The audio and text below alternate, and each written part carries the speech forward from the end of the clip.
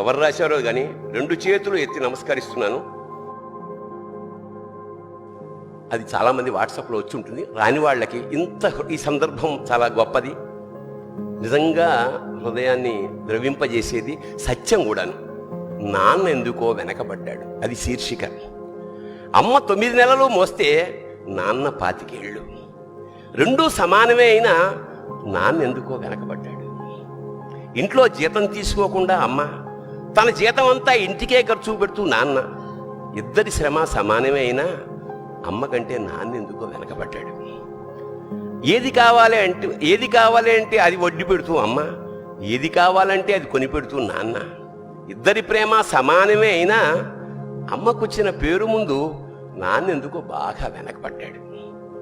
ఫోన్లోనూ అమ్మ పేరే, దెబ్బ తగిలినప్పుడు అమ్మ అని పిలవడే, అవసరం వచ్చినప్పుడు తప్ప మిగతా అప్పుడు గుర్తురానందుకు నాన్న ఎప్పుడైనా బాధపడ్డా ఏమో. ఇద్దరూ సమానమే అయినా పిల్లల ప్రేమను పొందడంలో తరతరాలుగా నాన్న ఎందుకో వెనకబడ్డాడు. అమ్మకి మాకు బీరువా నిండా రంగురంగుల చీరలు బట్టలు, నాన్న బట్టలకు దండెం కూడా నిండదు. తనని తాను పట్టించుకోవడం రాని నాన్న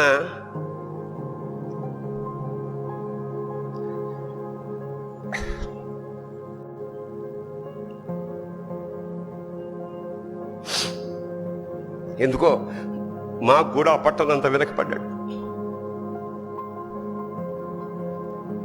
అమ్మకి అన్నో కొన్నో బంగారు నగలు, నాన్నకి బంగారం అంచున్న పట్టు పంచి ఒకటే. కుటుంబం కోసం ఎంత చేసినా తగిన గుర్తింపు తెచ్చుకోవడంలో నాన్న ఎందుకో పాపం బాగా వెనకబడ్డాడు. పిల్లల ఫీజులు ఖర్చులు ఉన్నాయి ఎప్పుడప్పుడు. ఈసారి పండక్కి చీర కొనొద్దంది అమ్మ.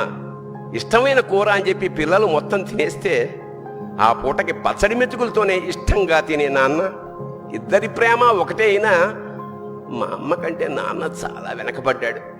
వయసు మళ్ళాక అమ్మ అయితే ఇంట్లోకి పనికొస్తుంది, నాన్న ఎందుకు పనికిరాడని మేము తీర్మానం చేసుకున్నప్పుడు కూడా వెనకబడింది నాన్నే. నాన్న ఇలా వెనకబడిపోవడానికి కారణం ఆయన మా అందరికీ వెన్నెముక కావడమే. వెన్నెముక వెనక ఉండబట్టే కదా దన్నుగా నిలబడగలుగుతున్నాం. ఇదేనేమో నాన్న వెనకబడిపోవడానికి కారణం.